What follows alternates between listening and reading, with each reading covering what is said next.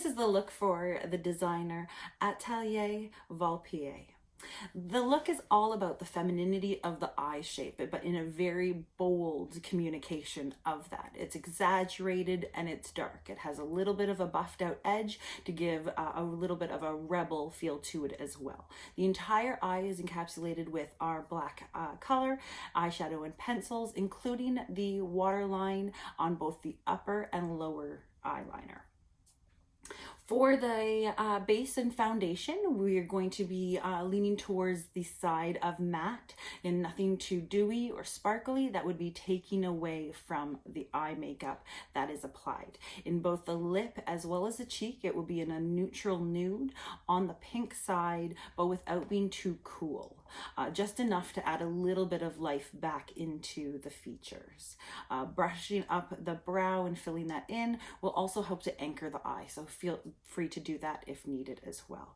If anybody is unable to do the drama of what is being asked, start with the outline, only bring it to the point where you feel comfortable and the makeup artist can assist you with more of the dramatic detail right before the runway as well. So we are starting our look for Atelier Volpe. So we've already done our skin prep, cleanse, tone, moisturize, eye cream. So we already have a nice start for our makeup to be applied.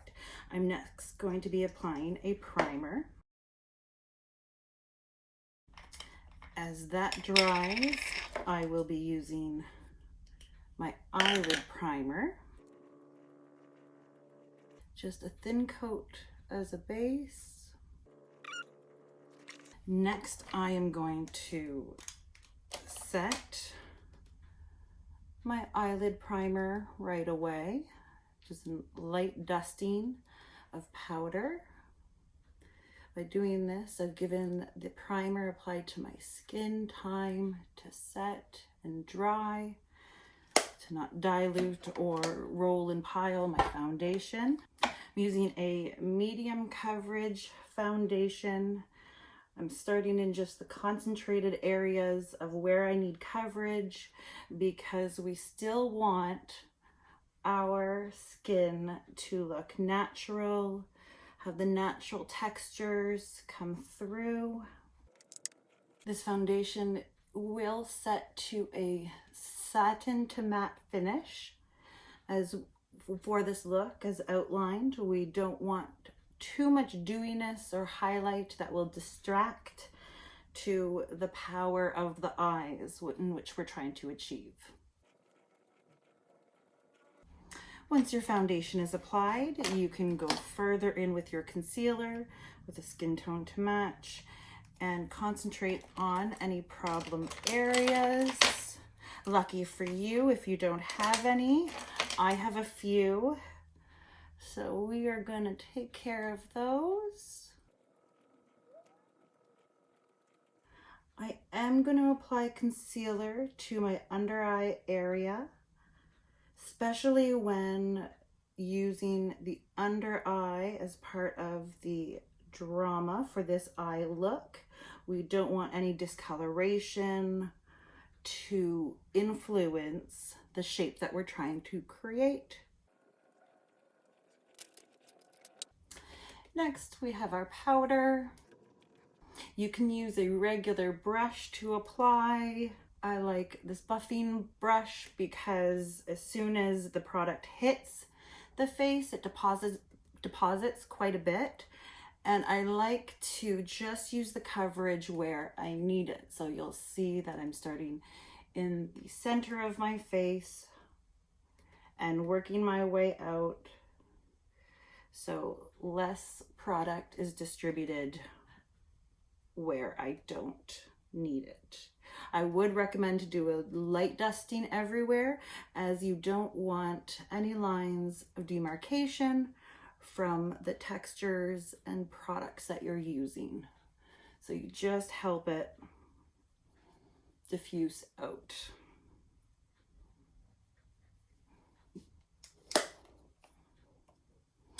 In this look, we again don't want to focus too much on any other areas of the face other than the eyes. So we're going to go modest with our blush and only contour as needed. If you don't need that influence of chiseled, structured cheekbones because you're lucky enough to already have them naturally, you can certainly skip this step. If you are like me and aren't as naturally blessed, we are going to etch them out. Still keeping a modest application.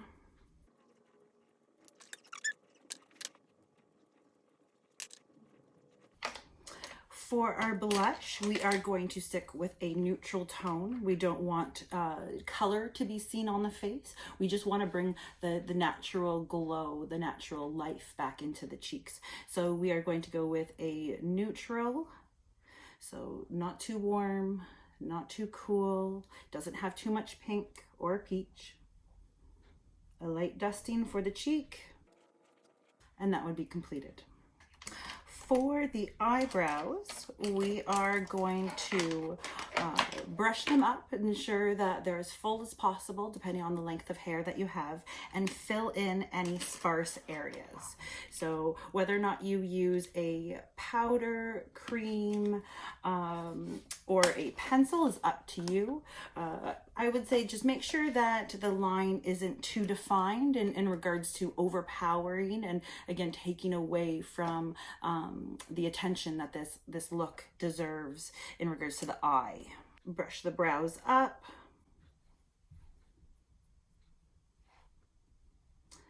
And filling in the sparse areas.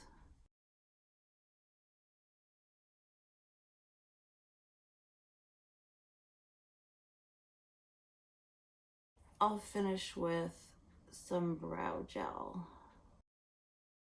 So we have the base of this makeup look. Next, we're going to go on to the eyes. As mentioned, we're looking at the femininity of the eye shape with a little bit of edge and power behind it as well.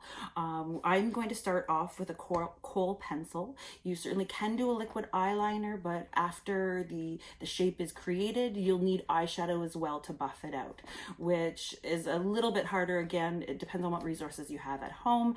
And certainly, if you get to the point where you're afraid that you will, if you go any further, you'll make a mistake, just hold off. At the show, there'll be makeup artists there to assist you as well. So it makes it really easy for them, for you to just bring your makeup look to the point where you feel comfortable without going past that, because it will be more work for them to try and correct things than it is to already have the foundation, not meaning the face, but the foundation in regards to the shape and the outline, or just at least the thickness. And then they'll add those little tweaks that will give you more of the definition as well as the focus that we are going towards for this look in particular. Three main points to this eye makeup look is accentuating the tear duct area, as well as adding a very feminine flick at the outer edge, but also ensuring that the very center part is at the thickest. This creates more height for the eye, giving a more eye-opening and doe-like appearance, especially because we're using such dark colors, because again, this will be all in black, that it will add to the shape. It will project really well across the runway. So what I like to always do is map out my areas first. So why don't we do the outer flick first? So again, this look is accentuated, but in a very intentional shape. So starting at the outer corner, looking straight in our mirror, we'll see where the edge of our eye ends, and lifting that up.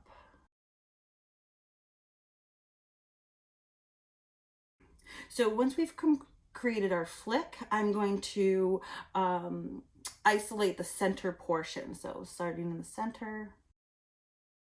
Depending on your eyelid, you'll have a different amount of space. You'll see that I actually will have to keep part of it relatively thin in order for me to have enough space to show the taper and the shape going across the lid.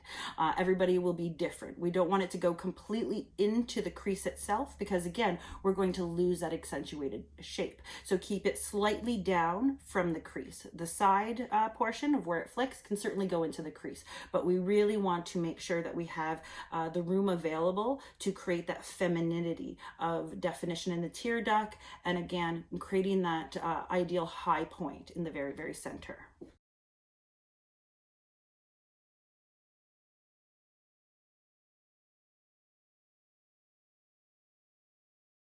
So next we are going to buff out our edge. We want to keep the shape,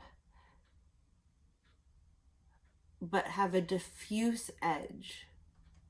Think of the elegance of the line and shape with a little bit of rock and roll and rebel with the carelessness of the buff. This is when, if you are using liquid as your initial eyeliner, is when you would be using your black eyeshadow to then go over the areas. I'm gonna dust just a little bit more powder on my lid, as I can feel the moisture and it may start to transfer.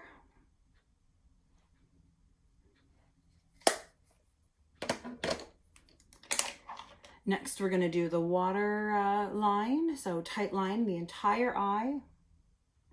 So this is working that pencil on the underside of the lashes.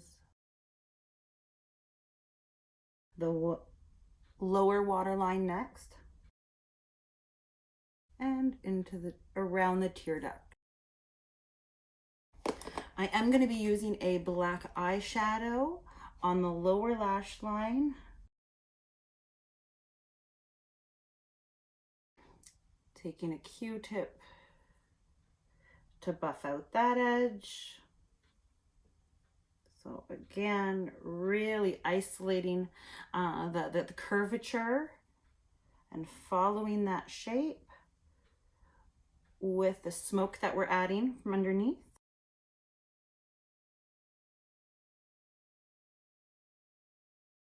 As you can see, this look is easily transferred on the lid above.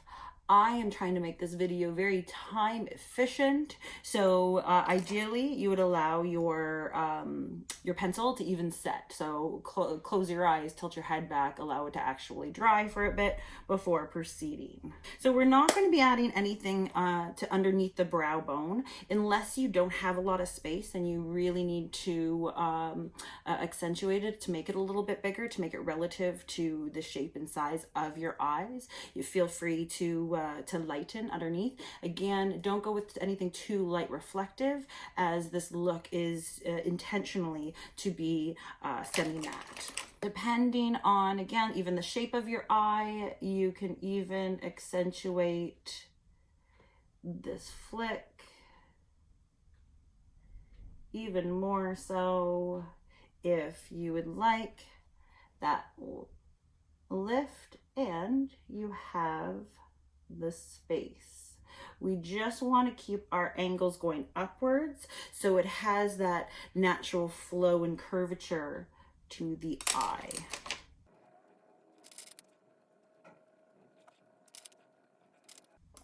We are going to finish off the eye with curling our lashes and moderately heavy mascara. For the lip, we are finishing off with a nude pink. We're going to keep the lip, again, soft edges, satin formula, nothing too glossy that will, again, take away from the eye shape and the femininity that